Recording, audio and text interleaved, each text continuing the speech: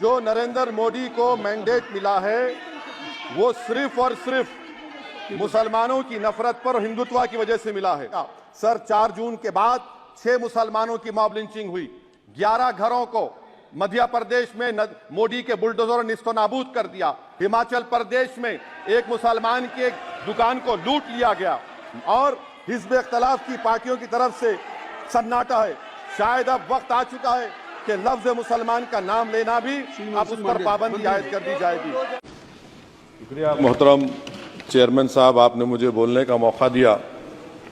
मैं शुरुआत में बताना चाह रहा हूं कि मैं हुकूमत की तरफ से लाए गए इस रेजोल्यूशन की मुखालिफत में बोल रहा हूं और मैंने अमेंडमेंट्स भी दिए हैं प्रेजेंट एड्रेस के लिए।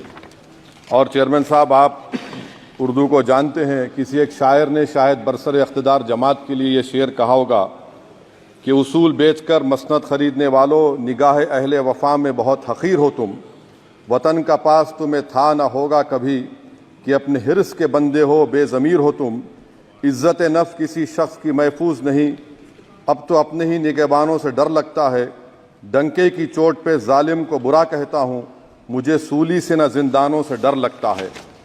मोहतरम चेयरमैन साहब, मैं आज इन लोगों की तरफ से बोल रहा हूँ जो दिखते तो हैं, जिनके बारे में बात तो होती है मगर उनकी कोई नहीं सुनता। मैं उनके बारे में बोल रहा हूं जिनके बारे में वज़ीर आज़म मोदी ने कहा था कि घुसपैठी हैं। मैं उन बेटियों और माओं के बारे में कह रहा हूं जिनके बारे में मोदी ने कहा कि ज़्यादा बच्चे पैदा करते। मैं उन मासूम नौजवानों के बारे में कह रहा हूं जिनको मॉब लिंचिंग के ज़रिए मारा जा रहा है। मैं उन बेज़ुबान माँ और बाप के बारे में बोल रहा हूं जिनकी औलाद आज इस हुकूमत के गलत कानून के चक्कर में जेलों में सड़ रहे हैं। सर, मैं दस्तूर जब इस ऐवान में बन रहा था, संविधान बन रहा था, तो उस वक्त अलहदा वोटर लिस्ट और इंतखाबी रिजर्वेशन की बात आई तो उस वक्त के हमारे फाउंडिंग फादर्स ने, हमारे बुजुर्गों ने, दोनों समुदाय के हिंदू और मुसलमानों ने फैसला किया कि हम इस पर राजी नहीं होंगे। बल्कि उन्होंने क्या कहा था हमारे फाउंडिंग फादर्स ने, उन्होंने मुखालिफत की थी अलहदा वोटर लिस्ट की और इंतखाबी रिजर्वेशन की। उन्होंने कहा था, I quote sir, it is the duty of majority community to ensure that minorities are elected in the representative numbers। BJP मुसलमानों की नफरत पर जीतती है और मुसलमानों के नाम निहाद मसीहा मुसलमानों के 90% ज़्यादा वोट हासिल करते हैं, मगर फिर भी इस ऐवान के दरवाजे नहीं खुलते मुसलमानों के लिए और सिर्फ 4% मुसलमान जीत कर आते हैं। सर, संविधान सिर्फ एक किताब नहीं है जिसे चूमा जाए, संविधान एक किताब नहीं है जिसे दिखाया जाए, संविधान एक सिंबल भी है, मगर संविधान एक हमारे बुजुर्गों के ख्वाबों की किताब है। हमारे जमहूरियत को हमारे बुजुर्गों ने इस तरह समझा, हमारे फाउंडिंग फादर्स ने इस तरह जमहूरियत को समझा कि इसमें हर समुदाय और मजहब और समाज के मानने वाले लोगों की राय को शामिल किया जाएगा इस मुल्क को चलाने के लिए, मगर इस ऐवान में सिर्फ 4% मुसलमान जीत कर आते हैं। मैं संविधान से जो मोहब्बत के दावे करते हैं उनसे कहूंगा कि कभी उठाकर पढ़ो कॉन्स्टिट्यूएंट असेंबली डिबेट्स में कि नेहरू ने, HC मुखर्जी ने, सरदार हुकुम सिंह ने माइनॉरिटीज के बारे में क्या कहा था। सर, वतन अजीज का मुस्तकबिल कैसा होगा जब बीजेपी मुझे गायब करना चाहती है और दीगर हिज़्ब इख्तिलाफ की पार्टियां के लिए मेरा वजूद सिर्फ वोट डालना और अपनी खबर में जाकर सो जाना है। इसीलिए आप देखते हैं कि ये समाजी इंसाफ है सर कि 4% मुसलमान जीत कर आते हैं। सर, इस ऐवान में ओबीसी समाज के MP अब अपर कास्ट के MP के बराबर हो चुके हैं। ओबीसी समाज के MP अब अपर कास्ट MP के बराबर हो चुके हैं और 14% मुसलमान सिर्फ 4% जीत कर आते हैं। CSDS का डेटा ये बताता है कि इस मुल्क में जो वोट बैंक है, जो एक मुश्त वोट डालता है, वो अपर कास्ट का है। मुसलमान का कभी ना वोट बैंक था ना कभी रहेगा। सर, 4 जून के बाद 6 मुसलमानों की मॉब लिंचिंग हुई, 11 घरों को मध्य प्रदेश में मोदी के बुलडोजर ने निस्तनाबूद कर दिया। हिमाचल प्रदेश में एक मुसलमान की एक दुकान को लूट लिया गया और हिज़्ब इख्तिलाफ की पार्टियों की तरफ से सन्नाटा है। शायद अब वक्त आ चुका है कि लफ्ज मुसलमान का नाम लेना भी अब उस पर पाबंदी आयद कर दी जाएगी। सर, मैं ये बात बताना चाह रहा हूँ कि नरेंद्र मोदी को जो मैंडेट मिला है, एक मिनट आप लोग बैठ जाएं, कृपया आप लोग बैठ जाएं। श्री मनसुख मांडविया जी, आप लोग बैठ जाएं, कृपया माननीय सदस्य बैठ जाएं। श्री मनसुख मांडविया जी, मनसुख मांडविया जी, कृपया आप लोग बैठ जाएं। अपने प्रारंभिक कृपया आप लोग भाषण बैठ में जाएं, माननीय आप लोग बैठ जाएं। माननीय सदस्य ने माननीय सदस्य बैठ जाएं। माननीय सदस्य ने अपने प्रारंभिक भाषण में जो शब्द प्रयोग करा है उसको ऑथेंटिकेट करा जाए। और अभी उन्होंने उल्लेख करा कि मोदी के बुलडोजर ने वहां मॉब लिंचिंग करा है, उसको भी ऑथेंटिकेट करा जाए। निश्चित तौर से इसको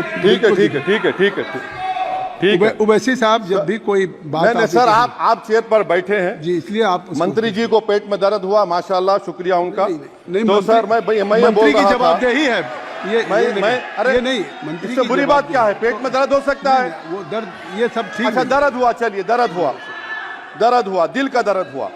तो सर, जो नरेंद्र मोदी को मैंडेट मिला है वो सिर्फ और सिर्फ मुसलमानों की नफरत पर हिंदुत्व की वजह से मिला है। I would like to say it is not Modi's in doc but every single person voted him despite his anti Muslim voice.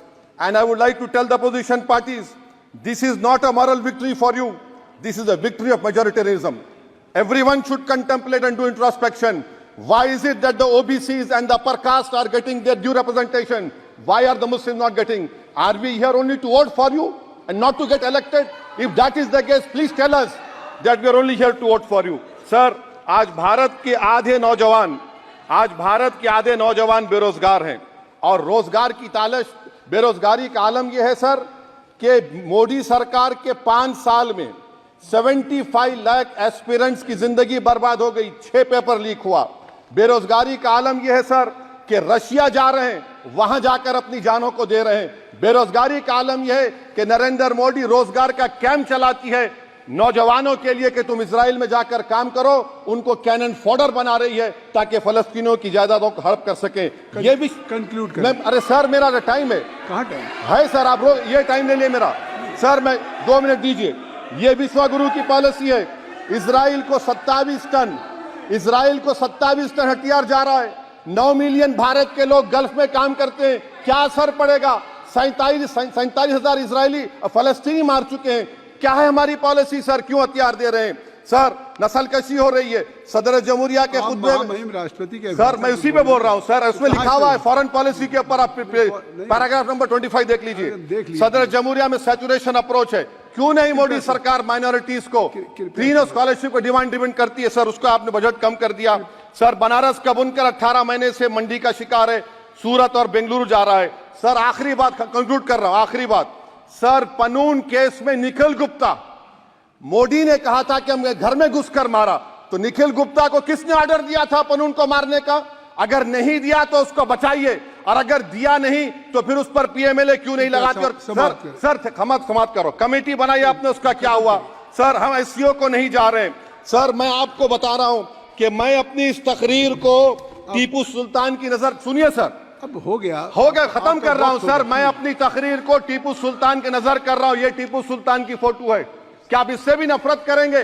Sir ये संविधान में टीपू सुल्तान की फोटो है जिस पर वल्लभ भाई पटेल ने साइन किया, श्यामा प्रसाद मुखर्जी ने साइन किया। ये आपकी नफरत है सर। आखिर में मैं अपनी बात को खत्म कर रहा हूं इस शेर पर कि क्या दिन दिखा रही है सियासत की धूप छांव, जो कल सपूत थे वो कपूतों में आ गए, थे इस कदर अजीम के पैरों में ताज थे, इतने हुए जलील के जूतों में आ गए। बहुत बहुत शुक्रिया।